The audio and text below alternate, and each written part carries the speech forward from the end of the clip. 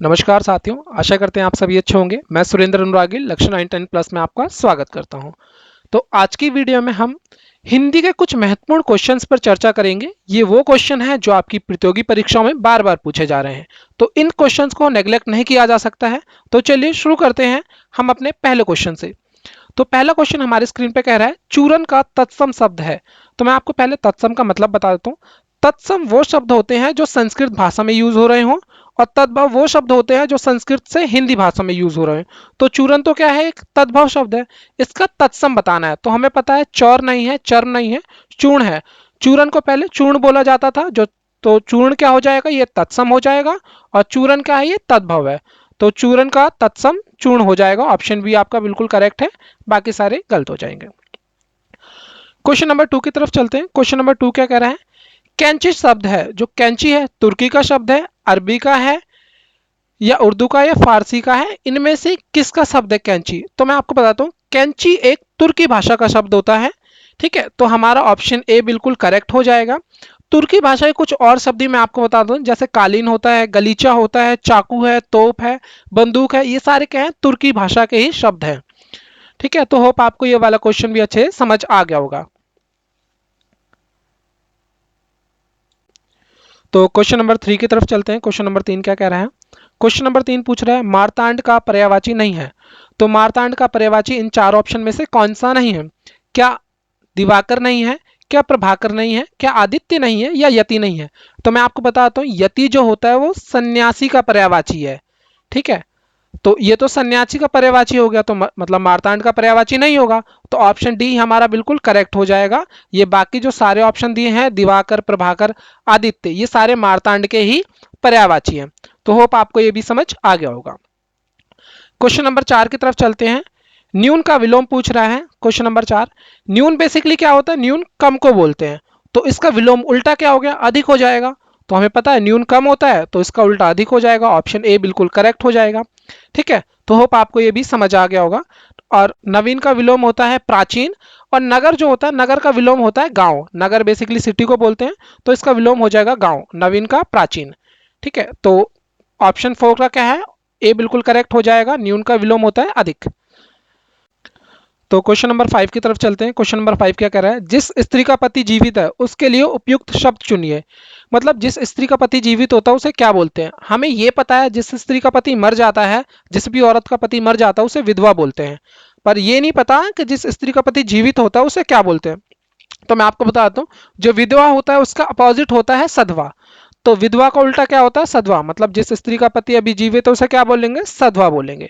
तो option B बिल्कुल correct हो जाएगा, बाकी सारे इनकरेक्ट रहेंगे। ठीक है, तो होप आपको ये भी समझ आ गया होगा।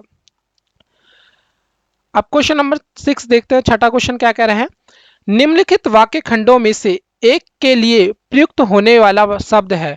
मतलब इनमें से किसके लिए हम स्वयंसेवक का यूज कर सकते हैं? सबकी सेवा करने वाला, क्या उसे स्वयंसेवक बोलते हैं? नहीं। स्वयं की सेवा करने वाला, स्वयं की सेवा करने वाला तो स्वार्थी हो जाता है ना, वो भी नहीं, जो स्वयं के बारे में ही सोचता हो खाली, ये नहीं होगा। अपनी इच्छा से दूसरों की सेवा करने वाला, बिल्कुल करेक्ट। ये जो ऑप्शन सी है वो बिल्कुल करेक्ट होगा। अपनी इच्छा से जो दूसरों की सेवा करे उसे ही क्या है, स्वयंसेवक बोलते हैं। बिना वेतन के काम करने वाला भी नहीं। ठीक है, जो बिना वेतन के काम करता है उसे बेसिकली अवेतनिक बोलते हैं। तो ऑप्शन डी भी आपका इनकरेक्ट हो जाएगा। तो ऑप्शन सी बिल्कुल करेक्ट है। जो अपनी इच्छा से दूसरों के लिए काम करना चाहता है उसे क्या बोलते हैं, स्वयंसेवक बोलेंगे।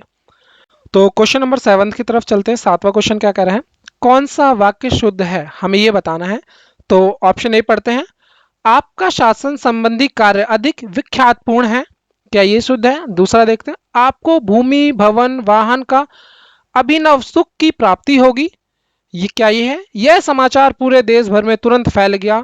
या फिर ऑप्शन डी, तुम्हें कल कुछ हो जाए तो मैं कहीं का नहीं रहूंगा। तो देखिए, हम जब पढ़ते टाइम तो ऐसा लगता है कि सारे के सारे ही सही हैं, तो कौन सा गलत होगा ऑप्शन? ठीक है, सभी हमें शुद्ध लग रहे हैं।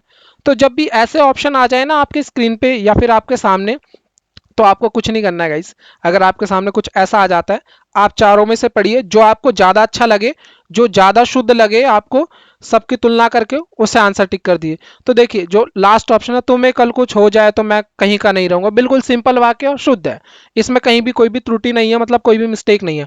तो ऑप्शन डी हमारा बिल्कुल करेक्ट हो जाएगा। ठीक है, ऐसे क्वेश्चन आपको प्रैक्टिस से ही आएंगे, जितना आप प्रैक्टिस करेंगे वैसे ही आपके आते रहेंगे, क्योंकि ये जो बाकी देखेंगे ना, इनमें कोई भी ग्रामेटिकल मिस्टेक नहीं है, कोई भी व्याकरण का मिस्टेक नहीं है, व्याकरण सबके सही ठीक है। तो हमारा क्या है, ऑप्शन डी बिल्कुल करेक्ट हो जाएगा, क्योंकि ये सिंपल लग रहा है बिल्कुल। ठीक है, या फिर सभी वाला तो ऑप्शन है नहीं इसमें, तो वो तो कर ही नहीं सकते हैं। चलो कोई बात नहीं, नेक्स्ट क्वेश्चन की तरफ चलते हैं। तो क्वेश्चन नंबर 8 की तरफ चलते हैं। क्वेश्चन नंबर 8 क्या कह रहा है, निम्नलिखित में से संज्ञा के जिस रूप में क्रिया के आधार पे बोध होता है। बड़ा अजीब सा क्वेश्चन लग रहा है ना आपको, कैसा उटपटांग सा क्वेश्चन आ गया, पर कोई नहीं, मैं आपको समझाता हूं क्या है। निम्नलिखित में से संज्ञा के जिस रूप से क्रिया के आधार में बोध हो। ठीक है, संज्ञा के जिस रूप से, मतलब संज्ञा के रूप से क्रिया के आधार पे बोध हो जाए तो उसे कौन सा कारक बोलेंगे। ठीक है, आपको कारक बताना है, इसमें ना ही क्रिया बतानी है ना ही संज्ञा बतानी, पूछेगा कारक आपसे। तो मैं आपको बताता हूँ एग्जाम्पल के लिए, जैसे होता है किताब पर मेज रखी है, इसमें कौन सा कारक है। ठीक है, पर आ गया तो क्या अधिकरण है, ये एग्जाम्पल मैंने बताया, किताब पर मेज रखी है। ठीक है, या फिर जो पेन है वो टेबल पे रखा है, ये भी एक एग्जाम्पल है। तो ऑप्शन ए अधिकरण पर आता है ना कारक पे, तो ऑप्शन ए बिल्कुल करेक्ट हो जाएगा, बाकी सारे गलत हो जाएंगे। एग्जाम्पल इसका क्या मैंने बताया, किताब पर सेब रखा है, या किताब पर, सॉरी, किताब मेज पर रखी है, ऐसा कर सकते हैं। ठीक, किताब पर सेब रखा है, ये भी इसका ही एग्जाम्पल हो जाएगा। चलिए अब अगले क्वेश्चन की तरफ चलते हैं। क्वेश्चन नंबर 9 देखिए क्या कह रहा है, मैंने केला नहीं खाया क्योंकि वह सड़ा था। वाक्य में सर्वनाम बताना है। ठीक है, मैंने केला नहीं खाया क्योंकि वह सड़ा था। देखिए बिल्कुल, अब इसमें ऑप्शन पहले पढ़ लेते हैं। निश्चितवाचक सर्वनाम, अनिश्चितवाचक सर्वनाम, संबंधवाचक सर्वनाम या प्रश्नवाचक सर्वनाम। प्रश्न तो पूछा नहीं जा रहा, अनिश्चित कोई बात है नहीं, तो ना ये हो सकता ना ये। ठीक है, संबंधवाचक, किसी के बीच में संबंध तो दर्शाया नहीं जा रहा, तो मतलब बचा हमारा ऑप्शन ए, और ऑप्शन ए ही हमारा बिल्कुल करेक्ट था, निश्चितवाचक सर्वनाम है। कौन सा है, निश्चितवाचक सर्वनाम है, मैंने केला नहीं खाया क्योंकि वह सड़ा था। ठीक है, निश्चित हो गया और बिल्कुल सर्वनाम है, तो निश्चितवाचक सर्वनाम आपका क्या है, सही, सही ऑप्शन होगा, मतलब ऑप्शन ए। क्वेश्चन नंबर 10, 10वें क्वेश्चन की तरफ चलते हैं। क्वेश्चन नंबर 10 क्या कह रहा है, निम्नलिखित शब्दों में से जो शब्द विशेषण नहीं है, अब इनमें से आपको बताना है कौन सा विशेषण नहीं है। ठीक है, क्वेश्चन नंबर 10वां है, आपको बताना है कौन सा विशेषण नहीं है। तो पहला है सज्जन, क्या सज्जन विशेषण है, बिल्कुल सज्जन की विशेषता ही बताता है। दुर्जन, क्या है, दुर्जन एक विशेषण है, बिल्कुल सज्जन का और दुर्जन ये भी विशेषण है। सुकुमार, सुकुमार क्या विशेषण है, बिल्कुल सुकुमार भी किसी की विशेषता बताता है, यही विशेषण है। मानस, मानस कोई विशेषण नहीं होता, बल्कि मानस तो अपितु कर्म है, ये कर्म होता है, तो मानस विशेषण नहीं है, तो ऑप्शन डी बिल्कुल आपका सही हो जाएगा। ठीक है, होप आपको ये भी अच्छे से समझ आ रहा है। अब क्वेश्चन नंबर 11 की तरफ चलते हैं। क्वेश्चन नंबर 11 क्या कह रहा है, इनमें से कौन सा शब्द विशेषण नहीं है, इनमें भी यही बताना है कौन सा शब्द विशेषण नहीं है। ठीक है, जो पहला था, मतलब पिछला जो क्वेश्चन किया है वैसा ही है। क्या वंदना विशेषण है, वंदना तो किसी का नाम होता है, ये तो संज्ञा हुई ना, तो ऑब्वियस ये हमारा क्या है, ऑप्शन ए बिल्कुल करेक्ट होगा। भीरू, निर्भीक या भय, ये सारे क्या है, विशेषण है।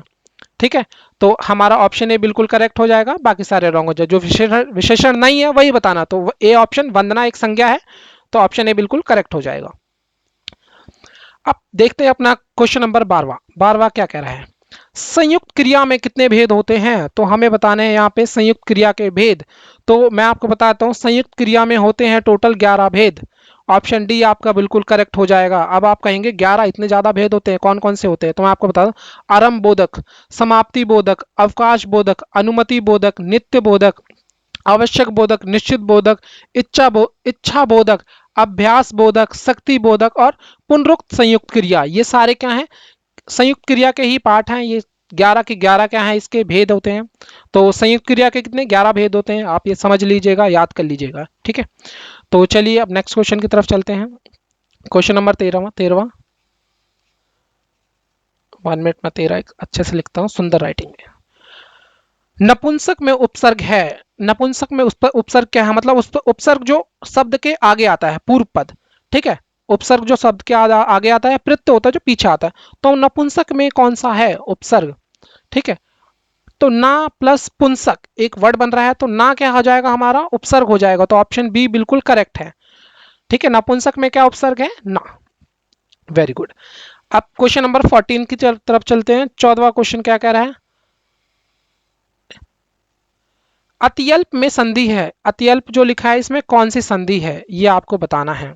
ठीक है, मैं एक बार ये संधि सही से नहीं लिखा है तो मैं सही से संधि लिख देता हूँ। ठीक है, यत्यल्प में क्या गुण संधि है, अयादि संधि है, यण संधि है या वृद्धि संधि है? अतियल्प है, मतलब अति प्लस यल्प, तो इसका क्या आ जाएगा? यण संधि है। अति आ रहा है ना, तो मतलब कोई भी ये जो आपका भिन्न वर्ड आ जाता है ना, जैसे अति हो गया, ठीक है, इति हो गया, तो इनमें यण संधि होती है। तो आपको ऑप्शन बी बिल्कुल करेक्ट हो जाएगा, यण संधि है। ठीक है, अब चलते हैं नेक्स्ट क्वेश्चन की तरफ। क्वेश्चन नंबर 15 क्या कह रहा है हमसे? क्वेश्चन नंबर 15 देख लीजिए। नारीश्वर संधि विच्छेद कीजिए। भाई नारीश्वर का आपको संधि विच्छेद करना है। नारी प्लस ईश्वर, नारीश्वर, तो हमारा है ऑप्शन बी नारी और प्लस ईश्वर, तो नारीश्वर हो जाएगा। तो बाकी सारे ऑप्शन गलत रहेंगे, ऑप्शन बी बिल्कुल करेक्ट रहेगा। नाम से ही पता चल जाता है नारीश्वर मतलब नारी प्लस ईश्वर, तो कौन सा? ऑप्शन बी में बिल्कुल सही लिखा था नारीश्वर, तो हमारा क्या है? ऑप्शन बी बिल्कुल सही हो जाएगा। और ये कौन सी संधि है? देखिए ये है संधि आपकी दीर्घ संधि, जब दो ही क्या है स्वर एक साथ आ जाते हैं, आ एक साथ आ जाए। ठीक है, तो देखिए छोटा जो ई है इसमें बड़ी ई आ रहा, तो ई एक साथ आ जाएगा, तो इसमें क्या है? नारीश्वर संधि, दीर्घ संधि हो जाएगी, और इसका संधि विच्छेद है नारी प्लस ईश्वर, नारीश्वर। चलिए क्वेश्चन नंबर 16 16वें की तरफ चलते हैं। गुरु दक्षिणा में कौन सा समास है? ठीक है, गुरु दक्षिणा से याद आया, आप सब्सक्राइब कर दीजिए गुरु दक्षिणा के रूप में। ठीक है, सब्सक्राइब और लाइक करते जाइएगा, हमें भी मोटिवेशन मिलेगा गाइस। ओके, तो हमें गुरु दक्षिणा में कौन सा समास होता है ये पढ़ना है। कर्मधारय समास है, तत्पुरुष समास है, अव्ययी भाव समास है, या फिर बहुब्रीहि समास है। ठीक है, हमारे स्क्रीन पे 4 ऑप्शन है, अब हमें देखना है कौन सा समास है। तो मैं आपको बता दूं, गुरु दक्षिणा में तत्पुरुष समास होता है। ठीक है, तत्पुरुष समास होता क्या है? जिस समास में उत्तर पद प्रधान हो तथा दोनों पदों के मध्य कारक चिन्ह लुप्त हो, वहां कौन सा समास होता है? तत्पुरुष। मतलब गुरु दक्षिणा, इसके बीच में कोई कारक चिन्ह भी तो नहीं आ रहा है, ठीक, कोई कारक चिन्ह भी नहीं है। ठीक है, मतलब से माँ कुछ भी नहीं है, पर भी नहीं है, और क्या है? उत्तर पद इसका क्या है? प्रधान है। ठीक है, ये पूर्व पद होता है आगे वाला, ये उत्तर पद है, तो उत्तर पद प्रधान है, तो इसमें कौन सा होगा? तत्पुरुष समास होगा। मतलब ऑप्शन बी बिल्कुल क्या है आपका? करेक्ट हो जाएगा। ठीक है, तो होप आपको ये भी अच्छे से समझ आ गया होगा, 16 का ऑप्शन बी हो जाएगा। चलिए अगले क्वेश्चन की तरफ चलते हैं। क्वेश्चन नंबर 17 17वां क्वेश्चन। जब वाक्य में किसी का कथन अपने मूल रूप से प्रस्तुत होता है, वहां किस चिन्ह का प्रयोग किया जाता है? अब आपको समझ नहीं आ रहा होगा, जैसे मैंने कोई वाक्य लिखा था, मैंने सेम टू सेम वाक्य अपनी जो नोट कर रहा था उसमें लिखा, तो मैं ऐसा एक चिन्ह लगाता हूं। ठीक है, तो इस चिन्ह का नाम बताना, बेसिकली ये चिन्ह कौन सा होता है, तो इसका क्या नाम होता है? अवतरण चिन्ह। इन्हें क्या बोलते हैं? अवतरण चिन्ह। ये जो चिन्ह मैंने लगाए हैं ना, इन्हें क्या बोला जाता है? अवतरण चिन्ह। अवतरण चिन्ह भी दो प्रकार के होते हैं, एक तो है सिंपल लगा दिए, एक होता है डबल। ठीक है, डबल कोमा की तरह लगा देते हैं ना, तो इसे बोलते हैं, ये भी अवतरण चिन्ह है और ये भी अवतरण चिन्ह है। तो हमारा ऑप्शन ए बिल्कुल सही हो जाएगा। अवतरण चिन्ह होता है जिसमें सेम वाक्य को हम दोबारा कॉपी करते हैं। ठीक है, तो होप आपको, उम्मीद है ये क्वेश्चन भी अच्छे से समझ आ रहे होंगे, आपको क्लास अच्छी लग रही है तो गाइज लाइक एंड सब्सक्राइब करते जाइए। क्वेश्चन नंबर 18 देखते हैं, 18वां क्वेश्चन क्या कह रहा है। अंधे के हाथ बटेर लगना। अब इसका मतलब बताना, अचानक कोई लाभ हो जाना, ठीक है, बिना परिश्रम के भारी चीज मिल जाना, भाग्य से कोई वस्तु मिलना, या फिर अंधेर नगरी। अंधेर नगरी का पता है आपको पहले मतलब क्या होता है? अंधेर नगरी उस नगरी को बोलते हैं जहां धांधली बहुत होती है, जहां बहुत ज्यादा करप्शन होता है। ठीक है, धांधली वाली नगरी को हम अंधेर नगरी बोलते हैं, तो ये तो हट गया ऑप्शन से। भाग्य से कोई वस्तु मिलना, नहीं, भाग्य से वस्तु कोई मिलना ये ऑप्शन नहीं हो सकता। बिना परिश्रम के कोई चीज मिल जाना, तो तभी बोलते हैं ना अंधे के हाथ बटेर लगना, तो क्या है? बिना परिश्रम के कोई चीज मिल जाना, तो ऑप्शन बी आपका बिल्कुल करेक्ट हो जाएगा। ठीक है, तो अब क्वेश्चन नंबर 19 की तरफ चलते हैं, 19वें क्वेश्चन की तरफ। 19वां क्वेश्चन क्या कर रहा है? किस रस का स्थायी भाव रति होता है? रति क्या होता है? रति बोलते हैं प्रेम को। किसे बोलते हैं? प्रेम को। और प्रेम किस में आता है? श्रृंगार में। श्रृंगार का स्थायी भाव क्या है? प्रेम या फिर रति। तो हमारा ऑप्शन बी बिल्कुल करेक्ट हो जाएगा, भक्ति नहीं है। ठीक है, हमारा ऑप्शन बी बिल्कुल करेक्ट होगा। श्रृंगार में होता है स्थायी भाव रति या फिर प्रेम। ठीक है, तो ऑप्शन बी बिल्कुल सही हो जाएगा। तो क्वेश्चन नंबर 20 की तरफ चलते हैं। क्वेश्चन नंबर 20 क्या कह रहा है? ठीक है, 20 में बेसिकली रस बताना है, कौन सा रस है, मैं आपको ये पंक्ति पढ़ के बताता हूं। लंका की सेना तो कपि के गर्जन रव से कांप गई, हनुमान के भीषण दर्शन से विनाश ही भाप गई, उस कपटी संकित सेना पर कपि नहार की मार पड़ी, त्राही त्राही शिव की सब और पुकार पड़ी। ठीक है, कितना अच्छा श्लोक था। तो अब हमें इसमें बताना है इसमें कौन सा रहेगा। देखिए पढ़ते टाइम ऐसा भयानक डरावना सा लग रहा था ना, तो इसमें क्या हो जाएगा, भयानक रस हो जाएगा। मतलब जो फीलिंग आ जाए ना आपको, रस तो यही है, क्या है, फीलिंग है, जो फीलिंग आ जाए वही है। वीरता वाला तो नहीं आ रहा था इसमें, तो डरावना सा लग रहा था भाई, डर गई कि लंका। तो ठीक है, लंका के निवासी भी डर गए हनुमान जी के भीषण दर्शन से। तो हमारा क्या है, ऑप्शन ए बिल्कुल करेक्ट हो जाएगा। बाकी क्या है, वात्सल्य, वीर, अद्भुत रस, इनमें से कोई नहीं है, भयानक रस है।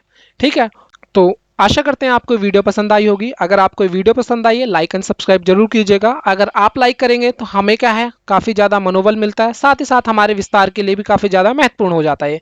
तो अगर आपको वीडियो पसंद आई है तो लाइक एंड सब्सक्राइब कीजिए। तो आप अगली वीडियो में मिलेंगे, तब तक के लिए नमस्कार, अपना ध्यान रखिए, बाय।